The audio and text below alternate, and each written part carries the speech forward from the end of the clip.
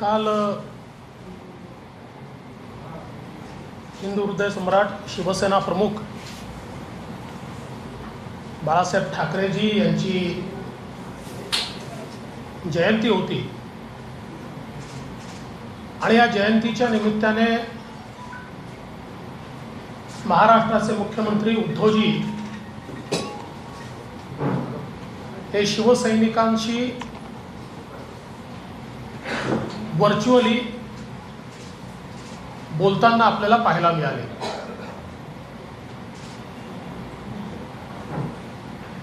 सोयीचा इतिहास आणि सिलेक्टिव्ह विसर या दोन गोष्टी प्रामुख्याने त्यांच्या भाषणात पाहायला मिळाल्या. ते असं म्हणाले की 25 वर्ष आम्ही युतीत सडलो. खरं म्हणजे 2010 पर्यंत या युतीचे नेते, म्हटलं तर 12 पर्यंत, हे स्वतः वंदनीय बाळासाहेब ठाकरे होते. या युतीचा निर्णय त्यांनी केला होता आणि त्यांच्या हयातीत त्यांनी ही युती कायम ठेवली. याचा अर्थ बाळासाहेब ठाकरेंच्या निर्णयावर तुम्ही बोट दाखवत आहात का? भाजप सोबत शिवसेना सडत असताना बाळासाहेबांनी शिवसेनेला सडत ठेवलं असं तुमचं म्हणणं आहे का? असा सवाल आज आमच्या मनामध्ये येतोय. पण जे सिलेक्टिव्ह विसरण्याची पद्धत म्हटली जाते तेवढ्याकरता त्यांना आठवण करून देतो, तुमचा पक्ष जन्माला यायच्या आधी मुंबईमध्ये आमचा नगरसेवक होता, आमचे आमदार होते आणि 1984 साली लोकसभेची निवडणूक तुम्ही भाजपच्या चिन्हावर लढवली, शिवसेनेच्या नाही, भारतीय जनता पक्षाच्या चिन्हावर लोकसभेची निवडणूक ही शिवसेनेने लढवली. मनोहरपंत जोशी जे नंतर मुख्यमंत्री झाले ते भाजपच्या चिन्हावर त्या ठिकाणी निवडणूक लढले होते. आणि बघा काय परिस्थिती आहे. हे भाजप सोबत सडलो असं सांगतात, तर भाजप सोबत असताना हे पहिल्या क्रमांकाचे पक्ष झाले आणि भाजपला सोडल्यानंतर हे 4थ्या क्रमांकाचे पक्ष झाले. तर नेमके कोणासोबत सडले याचाही निर्णय त्यांनी केला पाहिजे. खरं म्हणजे माननीय मुख्यमंत्र्यांच्या प्रत्येक भाषणामध्ये तेच ते मुद्दे आहेत. कदाचित शिवसैनिकांना आता ते पाठ झालं असेल की ते काय बोलणार आहेत. आम्हाला हिंदुत्व शिकवू नका, राम जन्मभूमीचा आम्हीच त्या ठिकाणी होतो. कोण होते तुमचे? राम जन्मभूमीच्या आंदोलनामध्ये लाठा काठ्या आणि गोळ्या खाणारे आम्ही आहोत. तुम्ही तोंडाची वाफ दडवत होते. कोण होतं? या ठिकाणी खरं म्हणजे माझा सवाल आहे की राम जन्मभूमी बाबरी मशीद विषय सोडून द्या. ते मोदींनी करून दाखवलं. राम मंदिर मोदीजींच्या नेतृत्वात तयार होत आहे, पण तुम्ही साधा कल्याणचा दुर्गाडीचा प्रश्न नाही सोडवू शकले, श्रीमलंगणाचा प्रश्न नाही सोडवू शकले. कशा राम जन्मभूमीच्या गप्पा मारता? भाषणाच्या पलीकडे तुमचं हिंदुत्व काय? त्या प्रश्नावर इतके वर्ष खरं म्हणजे राष्ट्रीय स्वयंसेवक संघाने आणि धर्मवीर आनंद दिघेंनी संघर्ष केला, पण जेव्हा तुमचे मुख्यमंत्री होते तेव्हाही तुम्ही सोडवला नाही आणि आजही तुम्ही सोडवला नाही. त्यामुळे तुमचं हिंदुत्व आहे कागदावरचं हिंदुत्व आहे, हे भाषणातलं हिंदुत्व आहे. तुम्ही औरंगाबादचं संभाजीनगर करू शकले नाही, तुम्ही उस्मानाबादचं धाराशिव करू शकले नाही. तुमच्याच घोषणा होत्या ना, नाही करू शकले तुम्ही. पण तिकडे अलाहाबादचं प्रयागराज झालं, ते त्यांनी करून दाखवलं आणि तुम्ही बोलत राहिला. हिंदुत्व जगावं लागतं, हिंदुत्व भाषणापुरतं मर्यादित नसतं. मोदीजींनी ते करून दाखवलं. आज काशी विश्वनाथाचं जे मंदिर मोगल आक्रांत्यांनी तोडलं होतं, त्या काशी विश्वनाथाला त्याचं पूर्ण स्वरूप देण्याचं काम हे मोदीजींनी करून दाखवलं. केलं तुम्ही कधी? आज प्रयागराजमध्ये हिंदूंच्या आस्थेचा कुंभ ज्या प्रकारे आयोजित करण्यात आला आणि त्याकरता ज्या सोयी तयार करण्यात आल्या, केल्यात तुम्ही कुठे? 370 कलम रद्द करताना तुमची तर भूमिका दुटप्पी होती, दुटप्पी भूमिका होती. कशाच्या हिंदुत्वाच्या गप्पा मारताय? माझी तर त्यांना एवढीच या ठिकाणी निवेदन आहे माझं, व आम्ही तर वंदनीय बाळासाहेब ठाकरेंना अभिवादन अभिमानानं करतो. पण अभिवादन सोडा, त्यांच्याकरता एक ट्विट राहुल गांधी, सोनिया गांधी आणि प्रियंका गांधीकडनं करून दाखवा. याला लाचारी म्हणतात.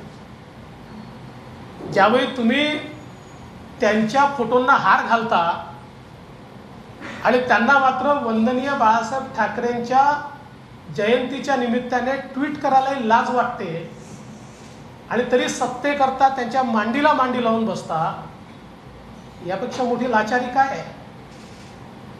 त्यामुळे खरं तर हिंदुत्वाच्या गप्पा आणि लाचारीचं बोलणं हे तुमच्या तोंडी शोभतच नाही. या संपूर्ण भाषणामध्ये महाराष्ट्राच्या हिताचं काही नाही, महाराष्ट्राच्या समस्यांवर काही नाही, आम्ही काय दिशा देणार याची माहिती नाही. याचं कारण काय आहे? महाराष्ट्रात बोलणार काय? घपले घोटाळे, गृहमंत्री जेलमध्ये येते, रोजचे होणारे मुंबई महानगरपालिकेतली लूट, दरोडेखोरी. यांना हे माहिती आहे की महाराष्ट्रावर बोलायला लागलो तर आपल्याला तोंड नाही आहे, आणि म्हणून मग अशा प्रकारचे विषय या ठिकाणी आणायचे की ज्याच्यातनं 2-3 दिवस वेगळ्याच प्रकारचे वाद चालू राहतील. पण एक गोष्ट अतिशय स्पष्टपणे मला मांडायची आहे, ती म्हणजे भारतीय जनता पार्टी स्वतःच्या भरोशावर या महाराष्ट्रामध्ये आपलं सरकार बनवेल आणि वेगळं लढून देखील नंबर 1चा पक्ष भाजपच आहे हे आम्ही या ठिकाणी दाखवून दिलं. काल एक अजून गोष्ट ते असं म्हणाले की बाबरी मशिदीनंतर संपूर्ण देशात शिवसेनेकरता अतिशय अनुकूल लाट होती आणि तेव्हाच जर शिवसेनेने सीमोल्लंघन केलं असतं तर आज दिल्लीमध्ये शिवसेनेचा झेंडा असता. परत सिलेक्टिव्ह मेमरी. 1993च्या निवडणुकीमध्ये शिवसेनेने उत्तर प्रदेशामध्ये 180 उमेदवार लढवले होते. जेव्हा तुमची लाट होती ना, 180 उमेदवार लढवले होते, त्यातल्या 179 लोकांचं डिपॉझिट जप्त झालं होतं. 180 उमेदवार लढवले होते, त्यापैकी 179 लोकांचं 1993 साली डिपॉझिट जप्त झालं होतं, एकाचं वाचलं होतं. 1996 मध्ये 24 उमेदवार लढवले, त्यातल्या 23 लोकांचं डिपॉझिट जप्त झालं. आणि 2002 साली 39 उमेदवार लढवले आणि पूर्ण 39 उमेदवारांचं डिपॉझिट जप्त झालं. त्यामुळे ही जी शिवसेनेची लाट वगैरे जी होती आणि आम्ही भाजपला साथ नाही, तुम्ही लढवल्या पण लोकांनी तुम्हाला नाकारलं. 1993 साली देखील नाकारलं, कारण लोकांना हे माहिती होतं की राम जन्मभूमीच्या आंदोलनामध्ये सक्रियतेने कोणी असेल तर ते कारसेवक होते आणि संघ विचाराचे लोक होते, विचार परिवारातले लोक होते. म्हणून मला असं वाटतं की हे जे सिलेक्टिव्ह मेमरीनं बोलणं मुख्यमंत्र्यांनी बंद केलं पाहिजे आणि महाराष्ट्राच्या गव्हर्नन्सवर थोडा फोकस दिला पाहिजे.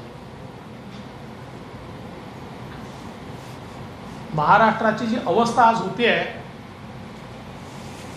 ती अवस्था यापूर्वी कधीही पाहिली नाही. इतकी बेशिस्त आणि इतकं भ्रष्ट सरकार यापूर्वी महाराष्ट्राने कधी अनुभवलं नाही.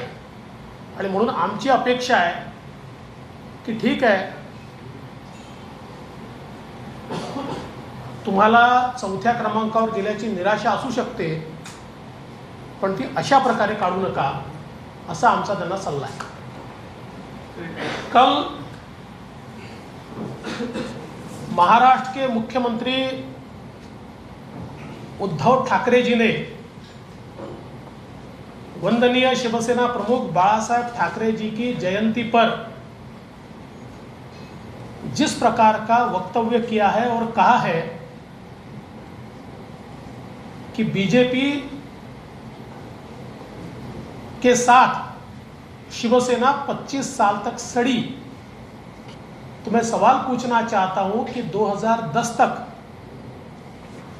इस अलायंस के नेता बाळासाहेब ठाकरे जी थे और बाळासाहेब ठाकरे जी ने इस अलायंस को कायम रखा, तो क्या बाळासाहेब ठाकरे जी के कारण शिवसेना सड़ी?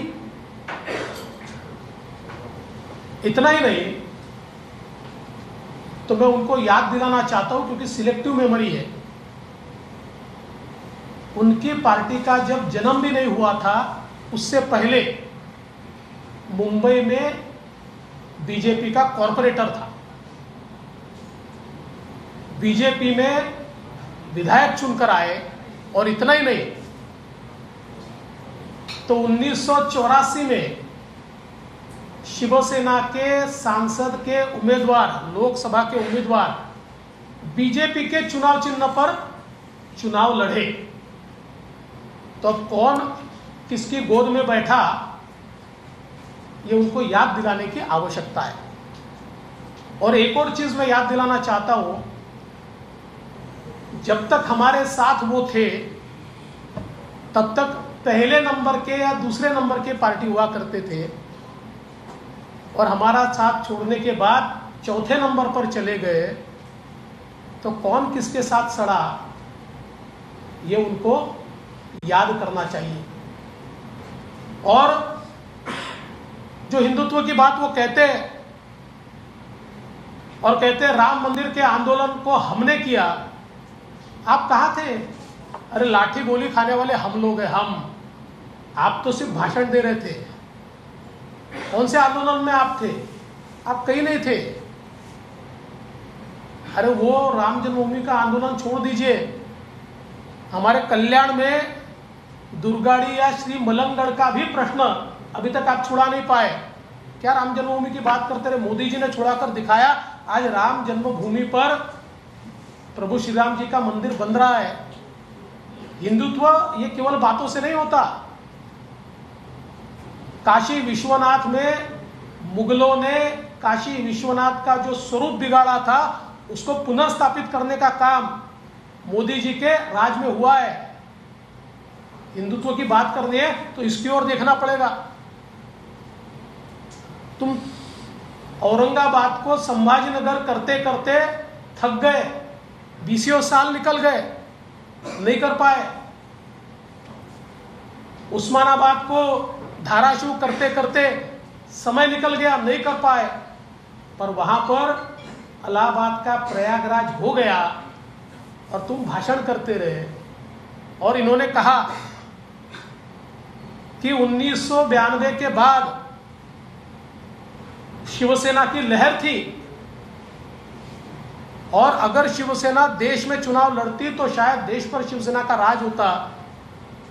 उनकी सिलेक्टिव मेमोरी को मैं फिर एक बार बताना चाहता हूं कि आप चुनाव लड़े 1993 में, 1993 में आप उत्तर प्रदेश का चुनाव लड़े। उत्तर प्रदेश में करीब 180 सीटें आप लड़े, उसमें से 179 सीटों पर आपका डिपॉजिट जब्त हुआ। उसके बाद 1996 में, 1996 में आप 24 जगह लड़े, उसमें से 23 जगह पर आपका डिपॉजिट जब्त हुआ। और 2002 में 39 में से 39 जगह पर आपका डिपॉजिट जब्त हुआ। तो ये जरा अपनी मेमोरी को थोड़ा शार्पन कीजिए। और मैं केवल उनको इतना ही चैलेंज देता हूं, अरे वंदनीय बाला साहब ठाकरे जी के जन्म जयंती पर हम तो सिर ऊंचा करके उनका अभिवादन करते हैं, लेकिन जिनके साथ आप बैठे हो उस कांग्रेस के सोनिया जी, प्रियंका जी, राहुल जी की ओर से एक ट्वीट तो करके दिखाइए बाला साहब ठाकरे जी के लिए। एक ट्वीट, बाकी छोड़ दीजिए, एक ट्वीट तो करके दिखाइए। अरे कितने लाचार हैं आप, जिनको वंदनीय शिवसेना प्रमुख जी के जन्मदिन पर जन्मदिन का अभिवादन करने में भी शर्म आती है। ऐसे लोगों के साथ बैठकर आप हमको ज्ञान क्यों बांट रहे हैं? कुल मिलाकर कल जिस प्रकार का भाषण मुख्यमंत्री जी ने दिया है, मुझे ऐसा लगता है कि कहीं ना कहीं मुख्यमंत्री जी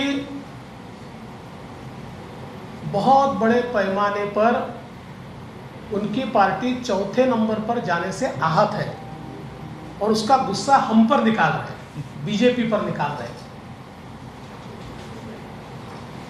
होना तो ये चाहिए था कि महाराष्ट्र के प्रश्नों पर वो बोलते, महाराष्ट्र की दिक्कतों पर वो बोलते।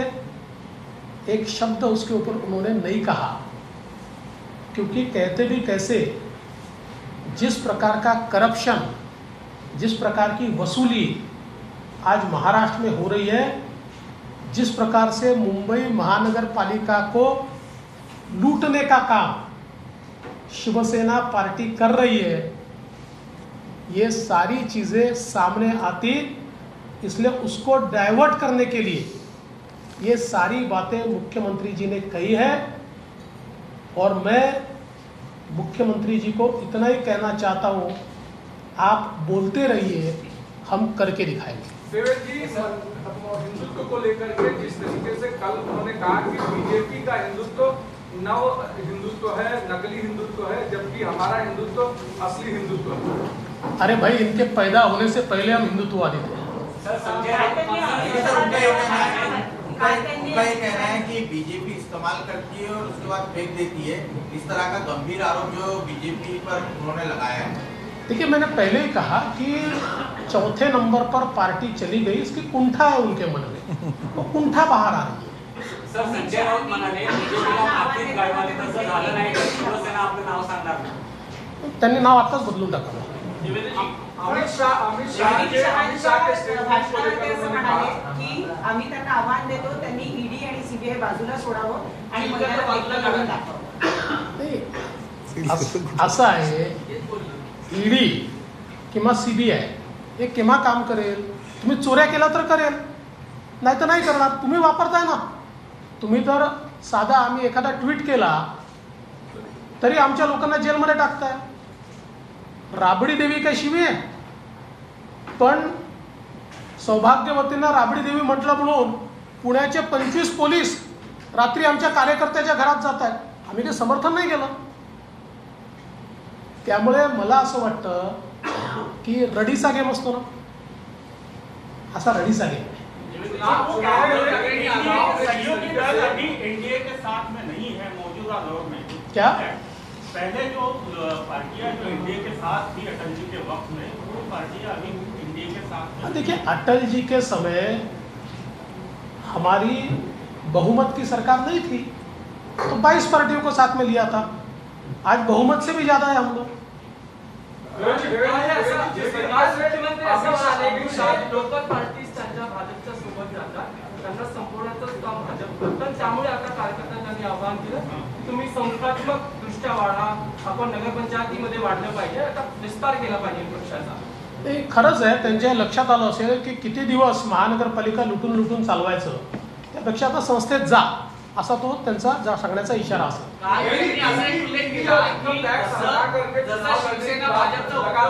कल करते रहे कहे कि ईडी और इनकम टैक्स हटाकर अमित शाह अकेले चुनाव लड़के बताएं तो फिर पता चलेगा.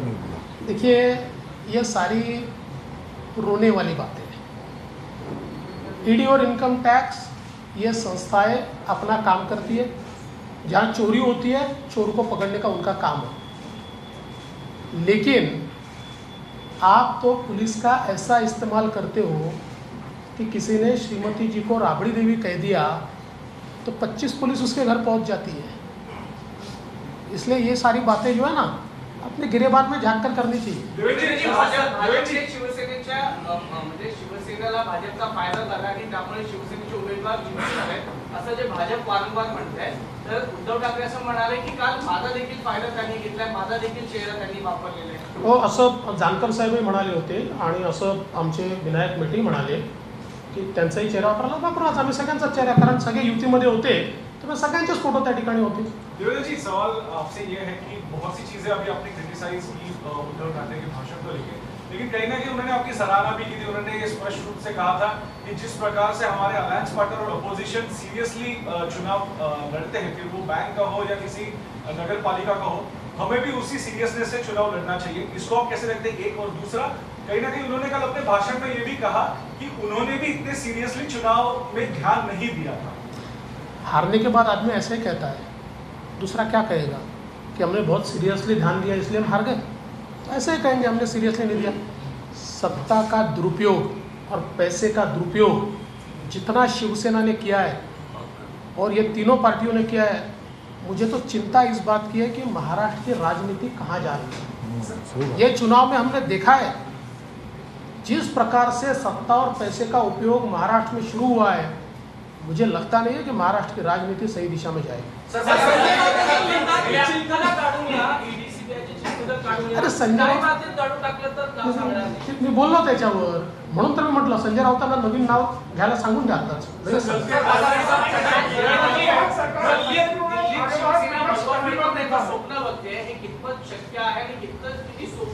दिल्लीत भगवा फडकलेला आहे 2014 साली.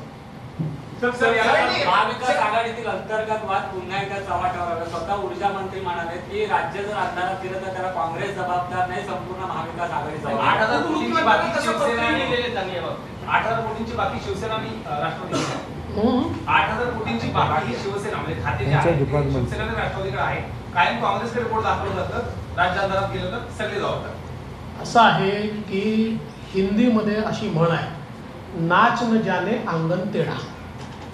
अशी अवस्था या सरकारची आहे. नाचता येईना अंगण वाकडे अशी अवस्था आहे. यांना सामान्य माणसाशी गरिबाशी काही घेणं देणं नाही आहे. जेवढा यांचा भ्रष्टाचार चालला ना तेवढा जरी थांबवला तरी वीज मंडळाचं डेफिसिट संपेल.